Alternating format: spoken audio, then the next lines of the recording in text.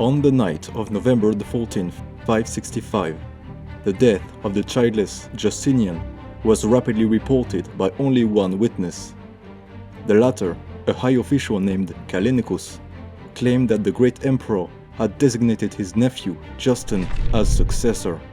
The senators backed this claim. Justin had prominent allies in the palace, with the support of the commander of the imperial guard, Tiberius, and the patriarch of Constantinople, John Scholasticus. Justin II was acclaimed Augustus.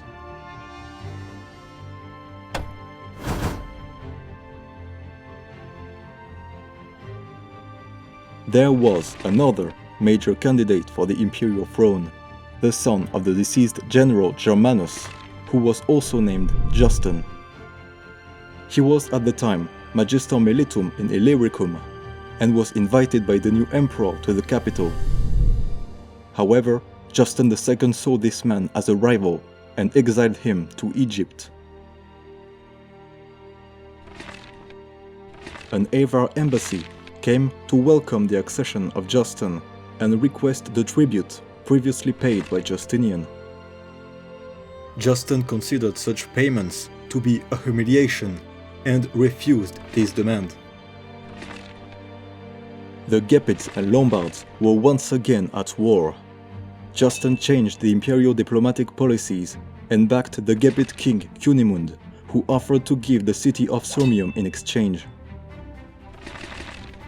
The following year started with the emperor celebrating his consulship and redeeming some taxes for the population. He also had the other Justin assassinated in Egypt. His military support of the Gepids was successful enough to convince the endangered Lombards to ask the Avars for help. Since Cunimund had not ceded Sirmium, and thus failed to honor his part of the deal, Justin withdrew his support. The emperor attempted his own conciliation with the non-Chalcedonians. He invited their leaders such as Jacob Baradeus and Patriarch Theodosius of Alexandria to Constantinople. Here, both sides managed to find common ground on a specific statement of faith that did not mention Chalcedon. However, a non-Chalcedonian council held at Callinicum rejected it. Thus, nothing decisive was achieved. Fighting against both Lombards and Avars, Cunimund was this time defeated by Alboin and killed. His kingdom was overrun by his enemies. The emperor exploited the opportunity to capture Sirmium. After a falling out with the Sasanian Shah, the Turkic Yabgu Istami sent diplomats to the court of Justin. The two states concluded both an alliance and a trade agreement. The growing threat of the Avars pushed the Lombards to migrate west, while the newcomers raided Dalmatia. Sirmium was also attacked but managed to hold out. Italy, for its part, was weakly defended, and the Lombards rapidly conquered the north. Tiberius was sent to deal with the Avars. He tried to reach an agreement with them, but diplomacy derailed, and nothing was concluded. In the administrative field, an effort was given to limit corruption. The way in which the governors were elected changed, as the sale of this title was now forbidden. Warfare reignited in Africa with the king of the Moro-Roman kingdom, Gramules. He killed both the local prefect Theodore and the Magister Militum Theosticus. For several decades, Himyar had been under the Christian Aksumite dominion. Now, the Sasanians intervened and conquered the kingdom. After the death of the previous kings, the Arab client states continued their wars into the next generation. The new Ghassanid king successfully repelled a Lakhmid raid and decisively defeated his rival. Al-Mundir demanded additional money from his overlord for his victorious men. Justin, angered by his demand, planned to assassinate the king. However, the latter intercepted the order. This event severely weakened relations with the Arabs. Tiberius had initial successes against the Avars, after which he suffered a defeat. The campaign had been unsuccessful, and after a delicate diplomatic mission, Justin had to pay a heavy tribute. With their new king, Leovigild, the Visigoths pushed back in Hispania, retaking territory, while yet another Roman commander fell against Grammles. A second statement of faith was declared by the emperor. Again, the opposition could not accept the compromise. Justin's attempts at conciliation had failed, and he restarted the persecutions against the non-Chalcedonians. In Persian Armenia, the Sasanians were trying to convert the population from Christianity to Zoroastrianism. The Armenians, however, having called the Romans for help, vigorously rebelled and killed the local Persian governor. With the aggressive moves made by Khosrow on Himyar and recent Lakhmid raids, the opportunity was more than enough to convince Justin. Styling himself as the protector of all Christians, he stopped paying the Lazic war tribute to Persia and thus broke the 50-year peace. The recent plot, as well as the anti-Monophysite persecutions, had ended the alliance with King Al-Mundir. This meant that the empire would not rely on the Ghassanids to protect its southern border. The invasion of the Lombards continued. Most of the peninsula was lost. Only the main strongholds were preserved.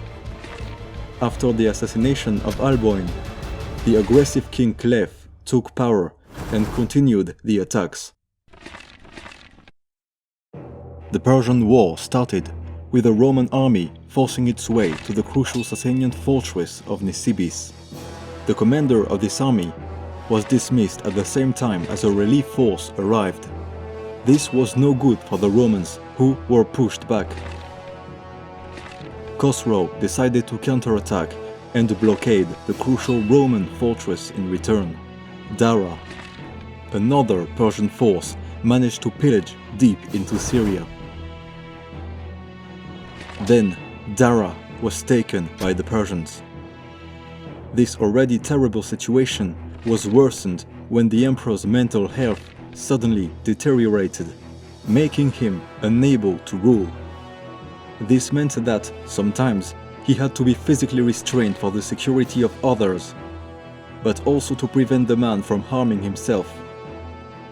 Some Monophysites did not miss the occasion to declare that this mental illness was, in fact, a divine punishment for the latest religious persecutions.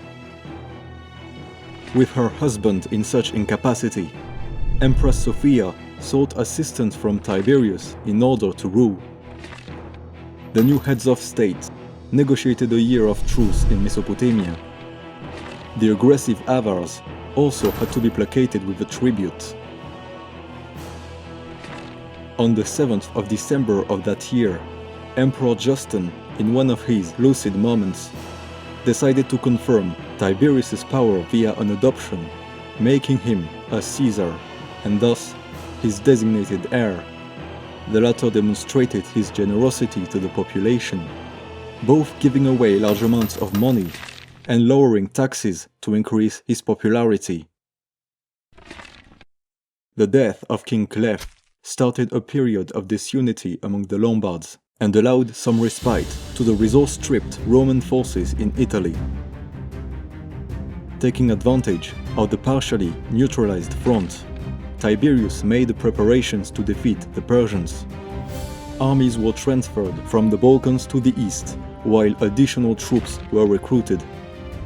Along with that, Al-Mundir was welcomed in the capital in order to reconcile with the empire.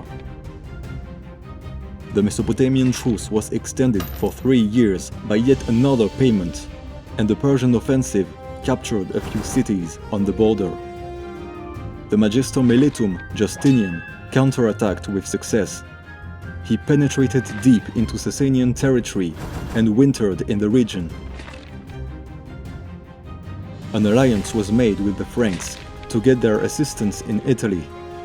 Less fortunately, this year saw the Roman commander Baduarius fall in battle. Eventually, Justinian's operations in Persia led to a defeat. He retreated back into Roman territory, where he was replaced by the commander of the Imperial Guard, Maurice. The war drained much of Tiberius's attention, and he did not invest much of his time in religious matters. When John Scholasticus left the title of Patriarch of Constantinople vacant, he reappointed the previously deposed Eutychius. In 578, full-scale war resumed. Khosrow invaded, while Maurice did the same, taking a few fortresses which forced the Sasanians to go back. The Emperor Justin II died, leaving Tiberius as sole monarch. Sophia wished to keep her influence as Augusta and wanted to marry Tiberius to ensure that. However, Tiberius refused and moved his family and his wife into the imperial palace. He started his reign as Augustus with further gifts to the army and allowed himself to remit a year of taxation. Also, a plot led by the discontented Sophia and Justinian was discovered and aborted. Independently from their overlords, the Slavs attacked in Thrace. This time, the Romans and Avars cooperated to repel them. In Italy, the lack of men was continuously compensated with money and diplomacy with Franks and Lombards. In Africa, Gramules was eventually defeated by an imperial expedition led by Gennadius. Some territories were conquered, and the Gramules' kingdom collapsed. Khosrow died, and the new Shah, Ormizd, was not willing to carry out negotiations. The war was far from over. In Syria, there were accusations of underground pagan activities towards high officials. Two of the main suspects were Anatolius, an eastern governor, and Gregory, patriarch of Antioch. After a first trial, the cases were transferred to the capital. Here, the lenient sentences towards the supposed pagans angered the population. Riots started, and Tiberius was forced to take further action. Gregory was relieved of his charges and remained patriarch. Anatolius was not so lucky. He was given to the beasts in the hippodrome and died in horrible manner.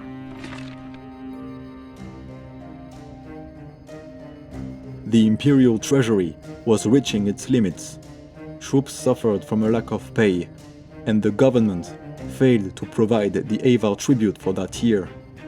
Consequently, they returned on the offensive and besieged Sirmium. Al-Mundir was once again warmly received in Constantinople. Tiberius offered him various gifts and honors.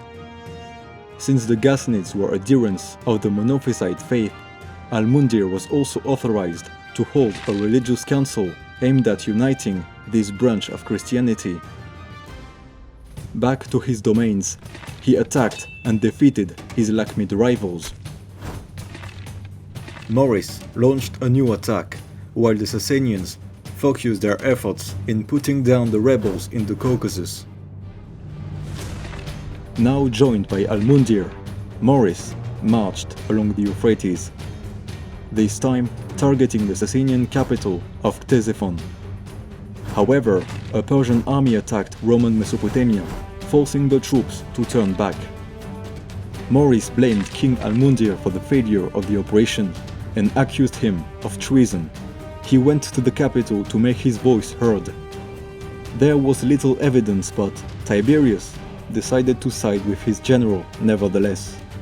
Al-Mundir was arrested and brought to the capital. This event triggered animosity with the Arabs. They raided the eastern provinces and even defeated a provincial army. With no other option, Tiberius surrendered the city of Sirmium and evacuated its population. He had to pay the cumulative, unpaid tributes of the last 3 years. With this crucial fortress under Avar control, the latter were now free to strike all over the Balkans.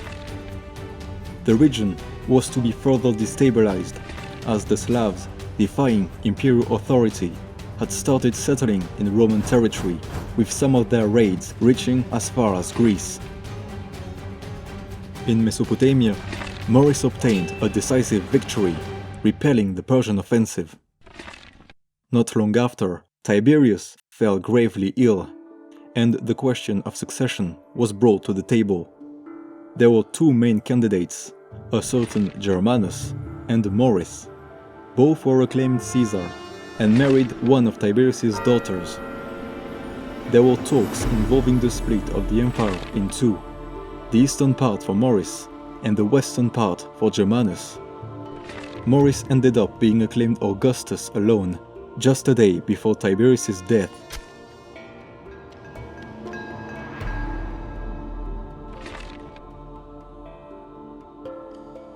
The latest years of geopolitical development show cracks forming all around the Mediterranean Sea.